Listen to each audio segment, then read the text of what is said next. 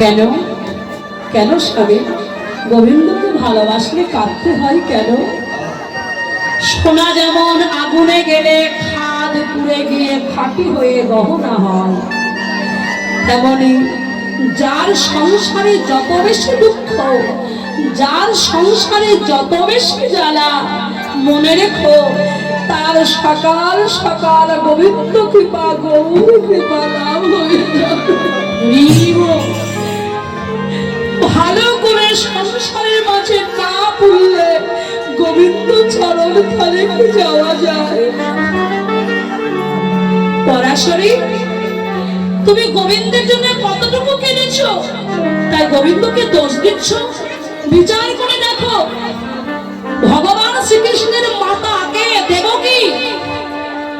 নতুন বিবাহিত বধূ শ্বশুর বাড়ি না গিয়ে কোথায় গেলেন? কংসের কারাগারে।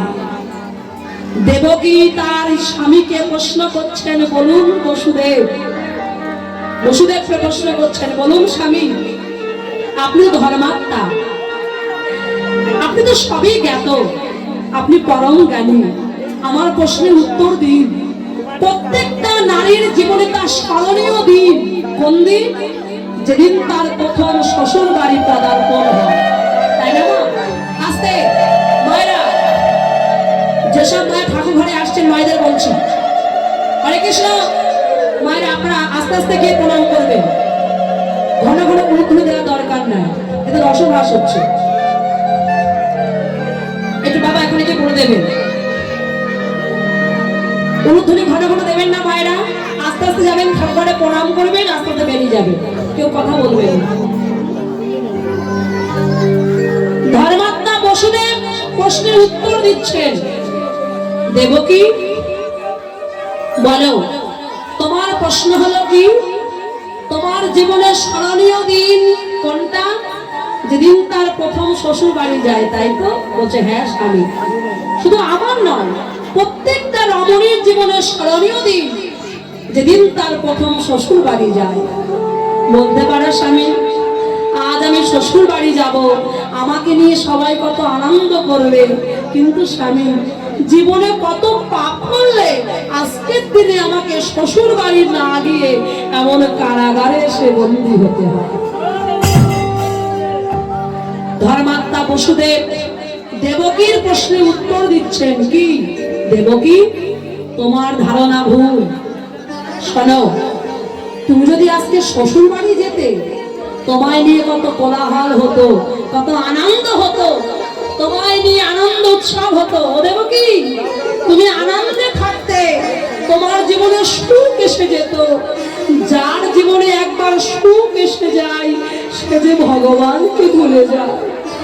দেবকী দেখো, ভগবানের কত কৃপা, তোমাকে আমাকে কৃপা করে ওই আনন্দের মধ্যে নিক্ষেপ না করে কংসের কারাগারে নিক্ষেপ করেছে। কেন জানো? দেখো, এই কারাগারে কোনো কোলাহল নাই, এই কারাগারে কেউ তোমাকে আমাকে জ্বালাতন করবে না, ভগবানকে নিশ্চিন্তে ডাকবার সুযোগ করে দিয়েছে। ডাকো দেবকী, তাকে ডাকো, তাকে না ডাকলে তাকে কি নামই করা যায়? তা পরাশরী, তুমি কতটুকু তার জন্য কেঁদেছো যে তুমি তাকে দোষ দিচ্ছ? পরাশরী, তুমি তাকে ডাকো, সে সব সইতে পারে, ভক্তের নয়ন জল সইতে পারে না। ভগবান তো কারোর একার নয়, ভগবানকে যে ডাকার মতো ডাকতে পারে সে যে তার হয়ে যায়। তুমিও তাকে ডাকো, নিশ্চয়ই গোবিন্দ তোমার ঘরে আসবে। স্বামী, ভগবান গোবিন্দ আমাদের ঘরে আসবে, আমাদের মতো কাঙালির ঘরে, দুর্যোধনের ঘরে প্রাসাদে রাজভোগ, সেখান থেকে আমাদের ঘরে আসবে। কেন আসবে না? ভগবানের নাম যে কাঙালের ঠাকুর, সে যে কাঙাল বড় ভালোবাসে। ডাকো পরাশরী, তাকে ডাকো। পরাশরী নয়ন জলে মুখ মুখ ভাসিয়ে দুহাত তুলে ঠাকুর ঘরে ছুটে গিয়ে গোবিন্দকে ডাকছে, দেখা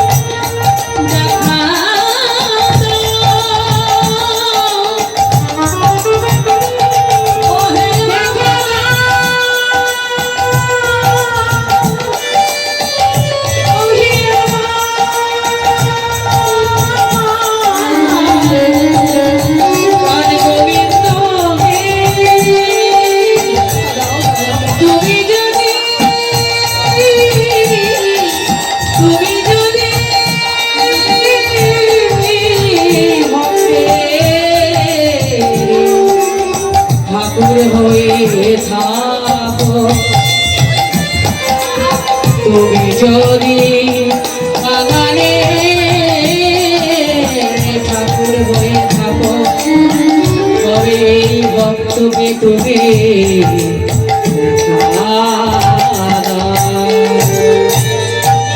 এদিকে গোবিন্দ সবে এক গ্রাস অন্ন বদলে দিতে যাবে, এমন সময় প্রহসনের ডাক গোবিন্দ কর্ণমূলে গিয়ে প্রতিধ্বনিত হয়েছে।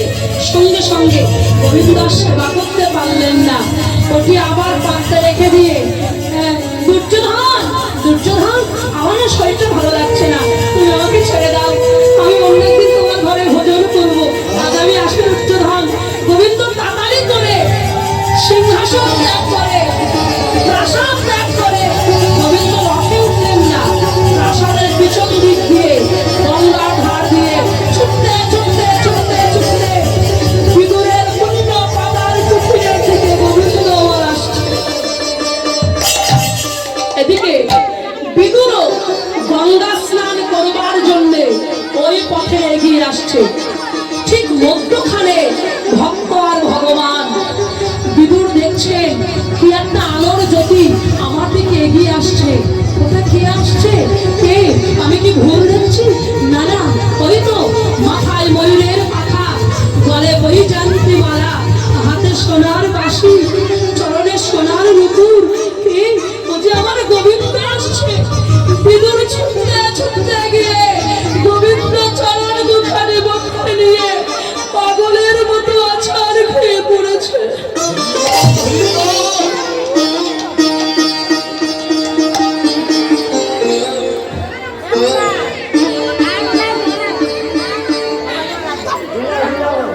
বিদুর ধুলায় গড়াগড়ি যাচ্ছে।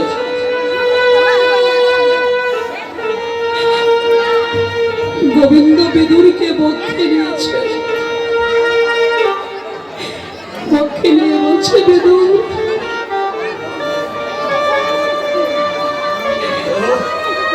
বিদুর নয়ন জলে ভাসছে। গোবিন্দ তোমার কত কৃপা, তুমি অধমকে কৃপা করে দেখা দিয়েছ। গোবিন্দ বলছে, বিদুর জগতে আমার কোটি কোটি ভক্ত, তবে যে ভক্ত আমাকে ডাকার মতো ডাকতে পারে আমি কি না এসে থাকতে পারি? বিদুর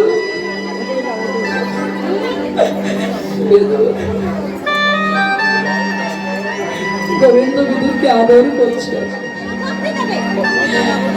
গোবিন্দ মনে মনে ভাবছে, বিদুর তুমিও তো মন্ত্রীর চাকরি করো, তোমাকেও পরীক্ষা করব, তোমার ভিতরেও বিষয় বাসনা কিছু আছে কিনা।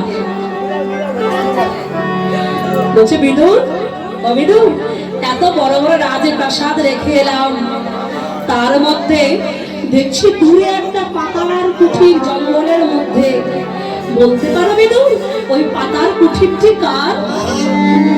বিদুর চমকে উঠলেন। বিদুর মনে মনে ভাবছে, গোবিন্দ তুমি আমার পরীক্ষা করছো, তুমি ভগবান হতে পারো, তুমি মনে মনে ভাবো তুমি চতুর, কিন্তু না ভগবান, তোমার যারা ভক্ত হয় তোমার থেকেও তারা বেশি চতুর। বাহিরে বলছেন, গোবিন্দ ওই পাতার কুঠির, উদয়াময় ওই পাতার কুঠির কেন? এই জগতে যত যত ঘর আছে এমনকি আমার দেহ ঘরের মালিক তুমি দয়াময়, আমার দেহ ঘরের মালিক হচ্ছে তুমি। গোবিন্দ বলছে, বিদুর তার মানে ওই ঘরের মালিক আমি? বিদুর ওই ঘরের মালিক যদি আমি হই তার মানে ঘরটি আমার। বিদুর বিদুর তাহলে আমি মধ্যখানে, এই মধ্যাহ্নে আমার ঘরেই আমি ভোজন করবো। বিদুর আমার ঘরে। বিদুর চমকে উঠলেন, গোবিন্দ তুমি এখনো সেবা করো নাই, তুমি উপবাসে আছো? আমি শুনেছি তোমার জন্য দুর্যোধন রাজভোগ আয়োজন করেছে। বিদুর আয়োজন করেছে, নিমন্ত্রণ করেছে, কিন্তু আমাকে সেবা দিতে পারে না। আচ্ছা তুমি যাও পাতার কুঠিরে। আমার স্ত্রী অভাগী পরাশরী, তার মনে বড় বাসনা কোন দিন তোমার সেবাই লাগবে। তুমি যাও, আমি গঙ্গা স্নান করে কয়েক ঘর ভিক্ষা করে এখনই ফিরে আসছি। আস্তে, বেশি কথা হচ্ছে মায়ের, আস্তে আস্তে শান্ত হও। গোবিন্দ আস্তে আস্তে নুপুরের ধ্বনি শব্দ করিতে করিতে পরাশরীর পূর্ণ পাতার কুঠিরের সম্মুখে কেমন ভাবে ত্রিভঙ্গ ঠামে দাঁড়িয়েছে। ত্রিভঙ্গ ঠামে দাঁড়িয়ে পরাশরীকে ডাকছেন। কি বলে বাবা? মা বলে সম্বোধন করলেন। বিচার করুন, ছোট মা কথাটি কিন্তু ছোট্ট একটা অক্ষর, ছোট্ট একটা শব্দ মা, কিন্তু এই মা ডাকের মধ্যে বাবা যে কত সুধা আছে, কত অমৃত আছে, মা ডাকের মধ্যে যে কত মমতা আছে, মা যে কেমন সম্পদ সবাই কি বোঝে? মা কেমন সম্পদ কারা বোঝে? যারা জীবনে একবার মাকে হারাই ফেলেছে তারাই জানে মা কেমন।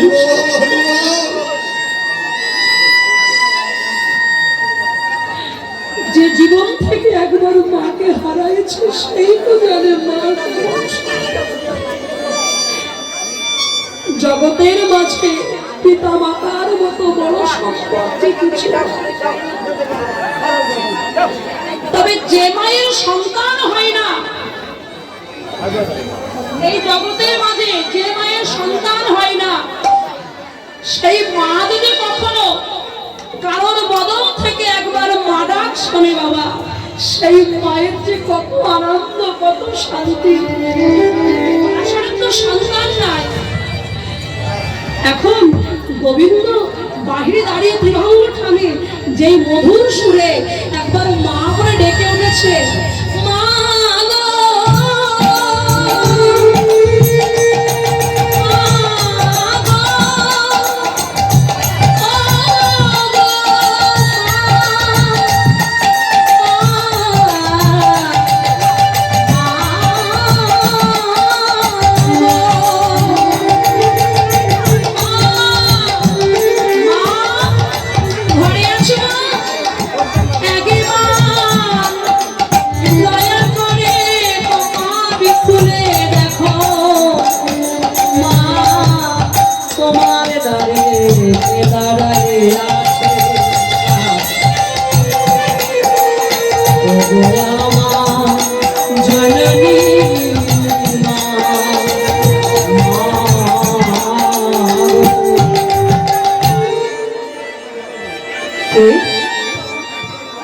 আমাকে মা বলে ডাকছে। আমার তো কোনো সন্তান নয়, আমি কি ভুল শুনছি? না না, আমি তো ভুল শুনছি না। কে কে মা বলে ডাকছে? এই জঙ্গলে তো কোনো সন্তান আসে না, কেউ তো আসে না। দেখি তো, ওই তো ওই তো এত সুন্দর যার কণ্ঠধ্বনি, না জানি মানুষটি আরো কত সুন্দর। দেখি তো কে? তাড়াতাড়ি করে যেই পরাশরী কপাটটা খুলেছে, পরাশরী দেখে কে? তার দ্বার দেশে জগদীশ্বর ভগবান। যোগী যায় ধ্যানে পায় না, মুনি যারে ধ্যানে পায় না, যোগাদিত ধ্যানাদিত আমার গোবিন্দ দ্বার দেশে দাঁড়িয়ে আছে। পরাশরীর যে জীর্ণ শীর্ণ বসন, তার লক্ষ্য নাই, জ্ঞান শূন্য ভক্তি। পরাশরী পাগলের মতো ছুটতে ছুটতে গিয়ে গোবিন্দ চরণ দুখানি বক্ষের মাঝে জড়াই ধরেছে। দয়াময়, তুমি এসেছো। এই জন্যে বলে তোমায় তুমি ভক্তের ভগবান, এই জন্যই বলে তুমি কাঙালের ঠাকুর। এসো গোবিন্দ, পাতার কুঠিরে তুমি গমন করো।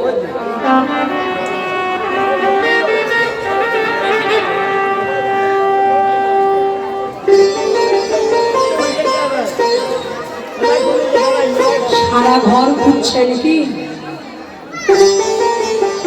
গোবিন্দকে বসতে দেবে একটা আসন।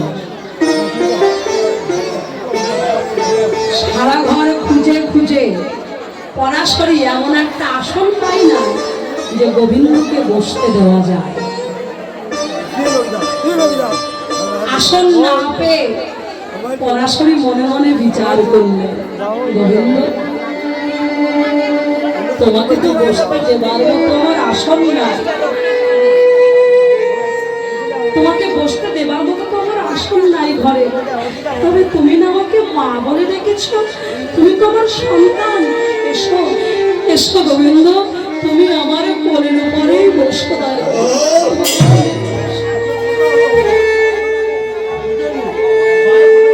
গোবিন্দ বালক বেশে মায়ের কোলে গিয়ে বসেছে, আর মা গোবিন্দকে কোলে নিয়ে গোবিন্দ বদন পানে অপলক দৃষ্টে চেয়ে আছে। গোবিন্দ তোমার নয়ন মধুরা, তোমার বদন মধুরা, তোমার অধর মধুরা, তোমার হৃদয় মধুরা, তোমার চরণ মধুরা, মধুরা মধুরা, তোমার সর্বঙ্গ মধুরা।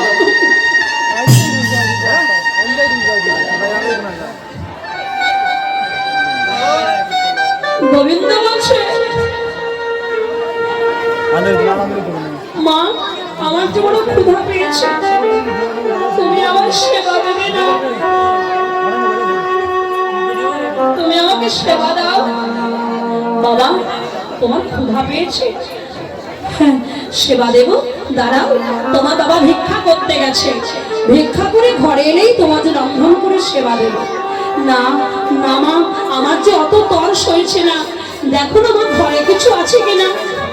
না বাবা ঘরে তো তেমন কিছু নাই। মা তোমার মনে নেই, তোমার ঘরের পিছনে জঙ্গলে তুমি একটা রম্ভা বৃক্ষ রোপণ করেছিলে। রম্ভা বৃক্ষ মানে কি? কলা গাছ। রোপণ করবার সময় তুমি মনে মনে সংকল্প করেছিলে এই রম্ভা বৃক্ষ যখন বড় হবে, পাকা পাকা রম্ভা ফলবে, আমি যেন আমার গোবিন্দ সেবাই দিতে পারি। মা মা দেখো না, মা দেখো না, দেখো না মা, মনে হয় বৃক্ষে পাকা পাকা রম্ভা ফলেছে, যাও মা, আমার যে বড় ক্ষুধা পেয়েছে। পরাশরী হ্যাঁ তাই তো বাবা, আমি তো সংকল্প করেছিলাম, তবে গাছে কি রম্ভা হয়েছে দেখি তো।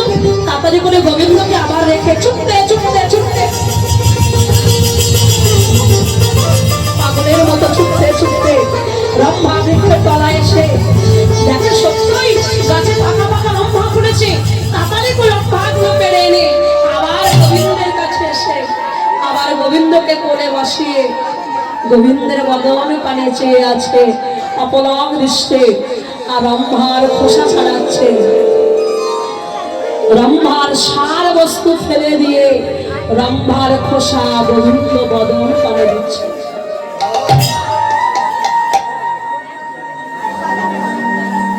আর গোবিন্দ দুর্যোধনের ঘরে রাজভোগ ফেলে দিয়ে পরাশরীর হাতে সেই কলার খোসায় সেবা করছে। দেখতে দেখতে আর একটা মাত্র কলার খোসা বাকি আছে, বাকি আছে। এমন সময় বিদুর ভিক্ষা করে ঘরে এসেছে। ঘরে এসে দেখে কি আমার স্ত্রী যে গোবিন্দকে দুর্যোধন পর্যন্ত সেবা দিতে পারল না, তাকে ঘরে পেয়ে কলার খোসা সেবা দিচ্ছে। চিৎকার করে বলছে, পরাশরী পরাশরী তুমি কি করেছো? তোমার মতো অপরাধী জগতে আর কি কেউ আছে? তুমি ভগবানকে কলা না দিয়ে কলার খোসা সেবা দিয়েছ। পরাশরী চেয়ে দেখে কি কলার সার বস্তু পড়ে আছে, কলার খোসা না। গোবিন্দ আমার না হয় ভুল হয়েছে, তুমি তো বলতে পারতে তোমার সেবা করতে কষ্ট হয়েছে। গোবিন্দ বলছে বিদুর, ভুল মায়ের হয় নাই, ভুল তোমার হয়েছে। আমার ভুল? হ্যাঁ বিদুর, তুমি কি জানো না আমি যে গীতায় প্রতিজ্ঞা করেছি, পত্রাং পুষ্পাল ফলত্রয়ং যোগে ভক্ত প্রযচ্ছতে।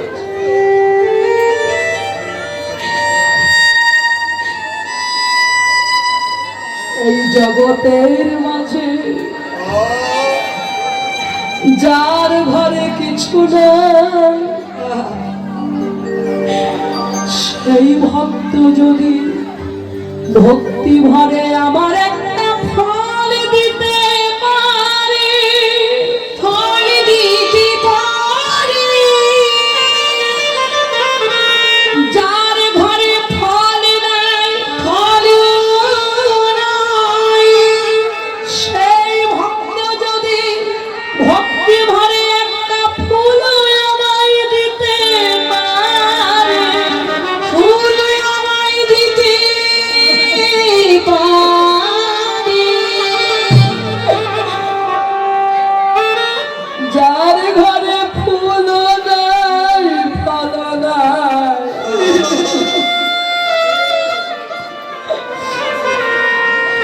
যার ঘরে কিছুই নাই, সেই ভক্ত যদি শুধু নয়ন জলায় তুলসী পত্র দিয়ে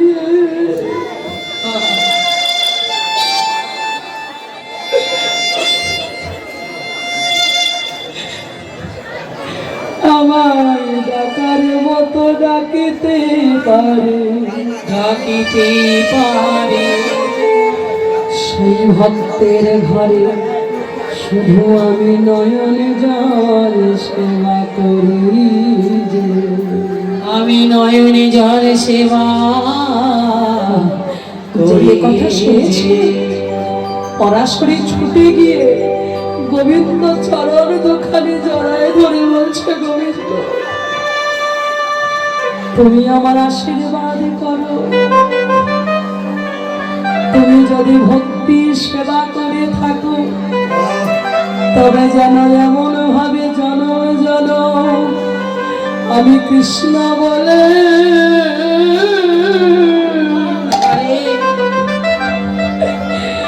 কৃষ্ণ বলে কাঁদিতে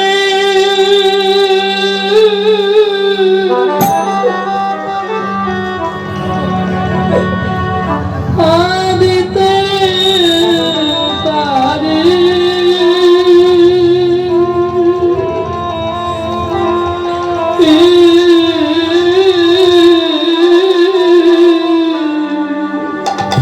আমি যেন কৃষ্ণ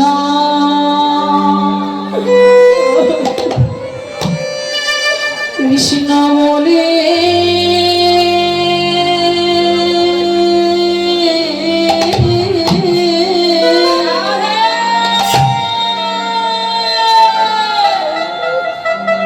কৃষ্ণ বলে কাঁদিতে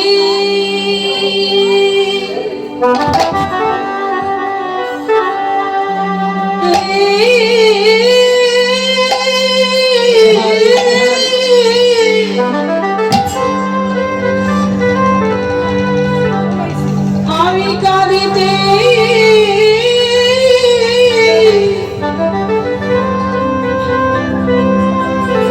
আমি কাঁদিতে পারি।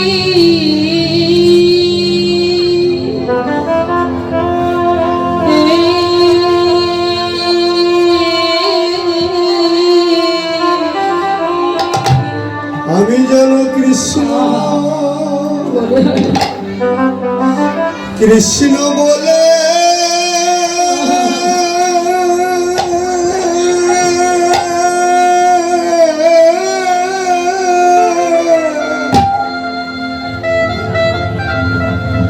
আমি যেন কাঁদিতে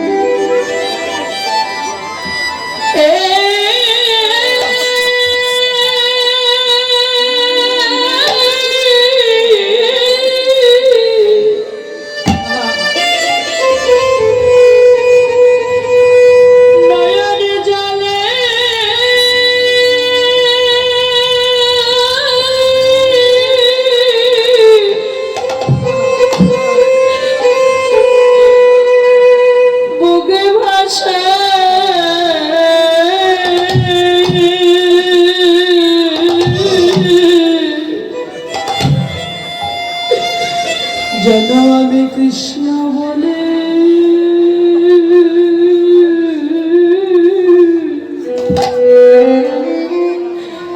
কৃষ্ণ বলে কাঁদিতে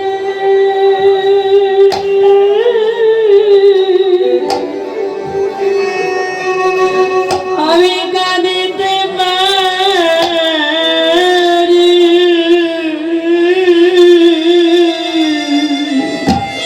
কৃষ্ণ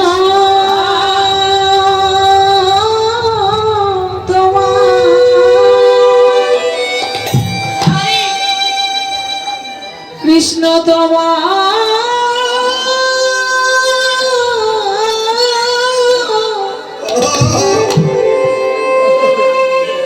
তোমায় বলা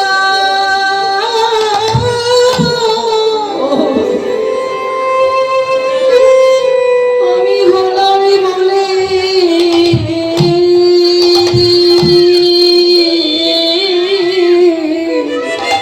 আমি সুখে আমি দুঃখে থাকি দয়াময় যেন কৃষ্ণ ডাকিতে পারি সুখে থাকিবা আমি দুঃখে থাকি